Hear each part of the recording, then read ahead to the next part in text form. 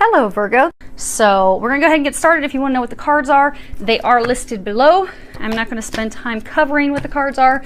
You can, however, read that below. Now, do keep in mind, this is a general reading for a large audience, so the messages may or may not be applicable to you. They may be someone else's messages.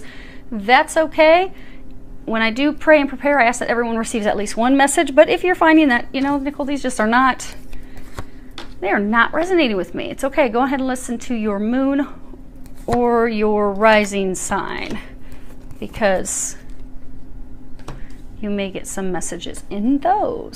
Now, this is going to be a little bit different from what we have done in the past, because since I am running late and do have a lot of things to get done, we are going to do a quick burn and learn. So I am not going to be going into a bunch of details on all the cards like I typically do. I'm going to be just getting quick, down, dirty, giving you your key messages that you need. Okay, so what we have for your current situation, you have this card, Battle. Now as far as so you've got your current situation, recent past, this would be what's, you know, happened in the past 1 to 2 months. You have the future potential outcome if you are to take the angel's recommendations and or actions, and then down here at the bottom we have what the angels are recommending for you to do. So you're feeling stuck.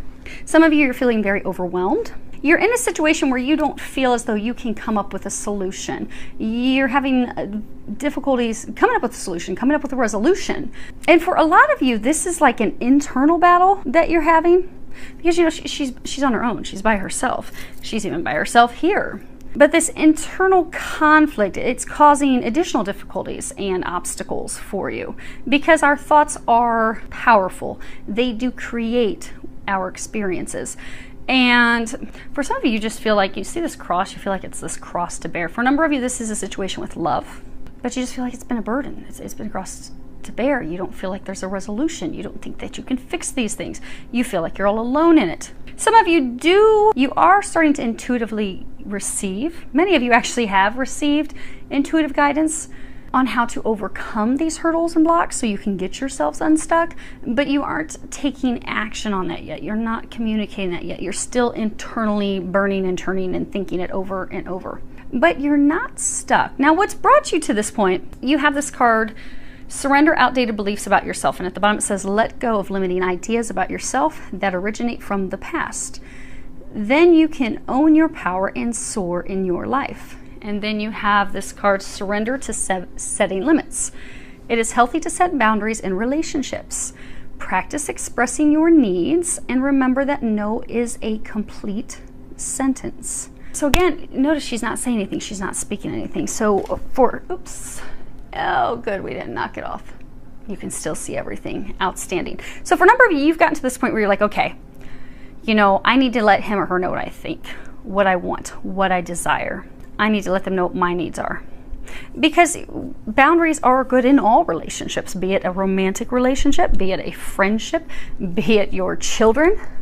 We need to set healthy boundaries, or otherwise people will walk all over us. And then ultimately that spoils, they're even saying soils the relationship.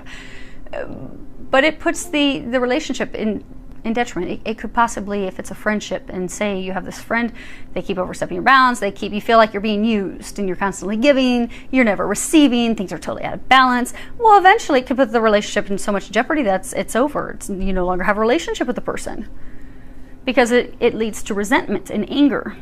So you are at this point, there is a lot of anger. There have been a lot of, those of you that this is a relationship, there have been heated arguments, conversations, because for some of you, the way that you're raised, you know, your parents did it this way, so you think that you have to continue to do it that way, when in fact you want to do things differently. But you're not saying that, you're not communicating that. It could be things tied to money, tied to finances. For some of you, it could be maybe a relationship in the past, someone cheated on you, and now you're afraid, oh my gosh, what if the same thing's going to happen again? It's this thought that keeps popping up. For some of you, it really is a straight up saying no. If it's something that you don't want to do, and it could be something big, you know, no, I don't want to move, I don't want to buy a new house. It could be something small of, no, I really don't feel like going there for dinner. And you know, as trivial as that seems, if you night after night after night are never getting your needs met, say you don't like seafood, but every night you're constantly having to go to seafood restaurants because they love seafood restaurants, eventually you're gonna be like, you're gonna snap and lose it because your needs are not being met. Relationships should be 50-50. And there's so many of you, they're giving me like, they're blasting with examples. Like for some of you, you keep saying that yes, you'll go to a certain event and you don't want to go to the events.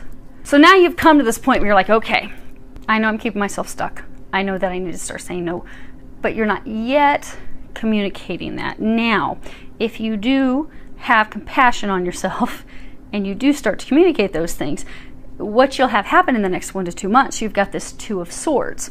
Now these two guys they're doing battle, but you will crack that nut.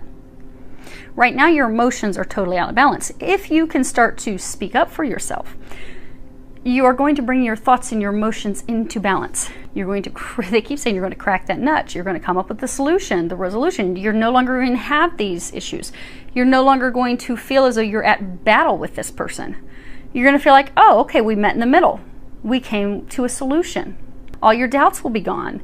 The indecision, because a lot of you, you're kind of like in this wishy-washy, indecisive zone where you keep going back and forth. And again, it's because your emotions are also out of balance. You're back and you're forth every day. But you do have the potential to bring all of that into balance. You do have the potential to make the decision. You do have the potential to take this leap forward, to be the Fool.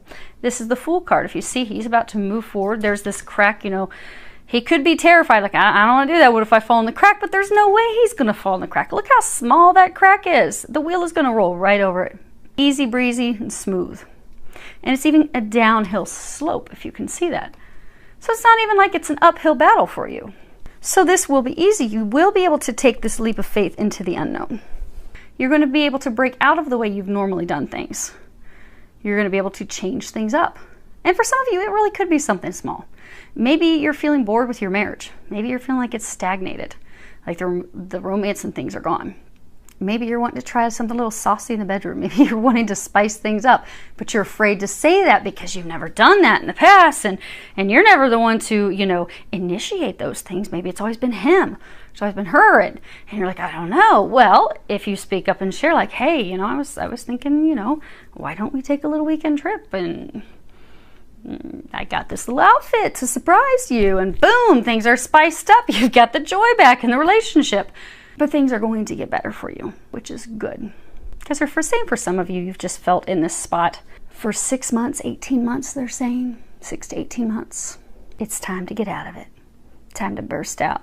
Now, what the angels are recommending, you have the card Mercy at the bottom. It says, let compassion fill your world. Offer kindness to all living things. What you give, you also receive. And then you have the 3 of Chalices and the 2 of Chalices.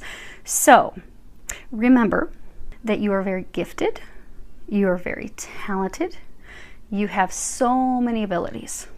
They want you to know that you do, in fact, add tremendous value to this relationship. So for those of you that are in a relationship, you add a lot of value to this relationship, financially and otherwise. They're encouraging you to speak kindly to yourself and of yourself. Speak up for yourself. Because you, again, have put your needs on the back burner for others. And what's going to set you free, bring you to this state of celebration and happiness. It's also going to make things new. For those of you that are in a relationship, it's going to make things new in that relationship. It's going to renew things in that relationship if you can speak up for yourself. If you're willing to fight for it. Because again, this card is like, okay, you're at this battle point. Are you going to fight for it? Are you going to overcome this inner conflict? Are you going to speak up for yourself? The angels are encouraging you to do that. To have mercy, to speak up for yourself. See, this little bird is all chirping. And they're all celebrating and cheering him on in the background. Speak up for yourself. You'll find that it deepens your bond. You'll find that it improves things. You'll find that suddenly, instead of being in this dark place where you feel like an emotional roller coaster and you're at battle with your partner, that suddenly you're celebrating, you're enjoying life, you're in each other's arms again. It's like a new, fresh beginning. They're also saying money, financially. So for some of you, finances, okay, so they're saying finances will be fine. Do keep in mind, for a large number of you, finances will be fine. So for those of you that are in a relationship, you do contribute financially. The way you contribute financially does matter, because you see this is a baby bird. So for some of you, you feel like, oh, well, what I offer and what I provide is minuscule. No, you do add value. Remember that. Keep that in mind. Stop tearing yourself down. You add tremendous value. Now, for those of you that are not in a relationship, well, for all of you, they want you to have fun. You need to have fun. Enjoy yourselves. Get out there, enjoy life, celebrate life. They're also encouraging some of you have fun with your friends. So for some of you that maybe the relationship is, hit this lull, it's hit this stagnant moment because maybe you're in just the mundane of just taking care of life and the kids and the home every day and just like, go spend time with your friends. Go have dinner with your friends. Go do a little long weekend with your friends. Go have fun with your friends. And then that, or some of you, go spend some time alone. Some of you would actually even benefit you to be alone for a day or two, to just get away. That will renew the relationship, strengthen the relationship, because maybe you're at each other's throats right now because you're just getting way too much time with each other.